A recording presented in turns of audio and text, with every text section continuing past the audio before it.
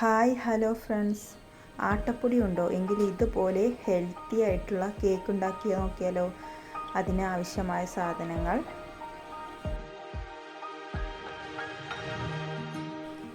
ഒരു ബൗൾ നിറച്ച് ആട്ടപ്പൊടി എടുക്കണം. ഇത് റേഷൻ കടയിലെ ആട്ടപ്പൊടിയാണ്. അരിച്ച് ഇതിൻ്റെ ഉമി മാറ്റിയെടുക്കാം. ഇതുപോലെ അരിപ്പയിൽ നന്നായിട്ട് ഇളക്കി പാത്രം വെച്ച് അതിലേക്ക് ഇട്ട് കൊടുക്കാം.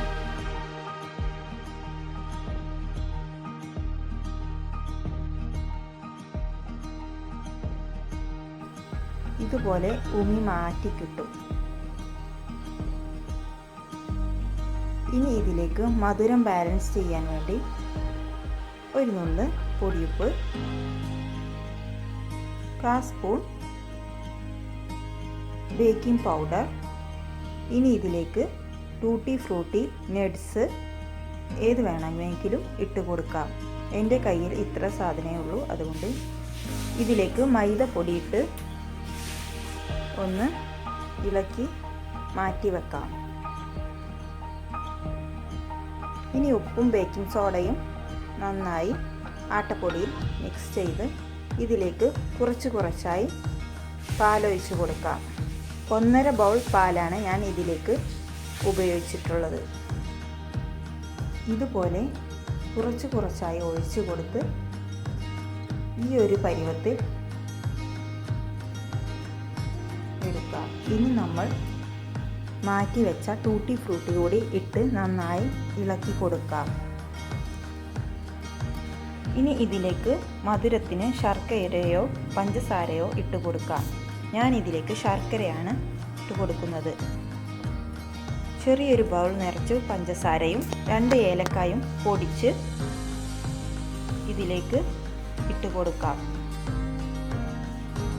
ഇതുപോലെ നന്നായി യോജിപ്പിച്ചെടുക്കാം.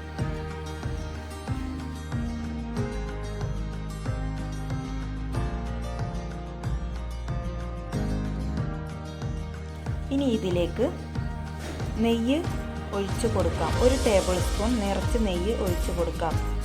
ഇനി സൺഫ്ലവർ ഓയിൽ ഉണ്ടെങ്കിൽ അതായാലും ഒഴിച്ചു കൊടുക്കാം. വെജിറ്റബിൾ ഓയിൽ ഒഴിച്ചു കൊടുക്കാം.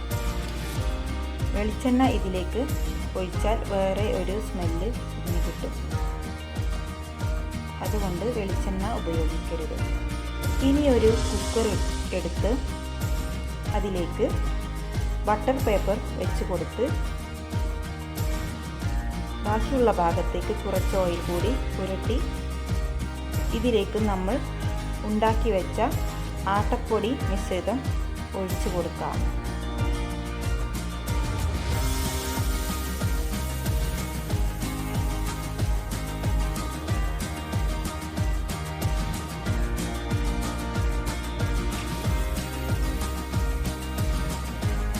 ഒഴിച്ചു കൊടുത്തതിന് ശേഷം ഇനി ഇതുപോലെ നന്നായി തട്ടിയെടുക്കാം.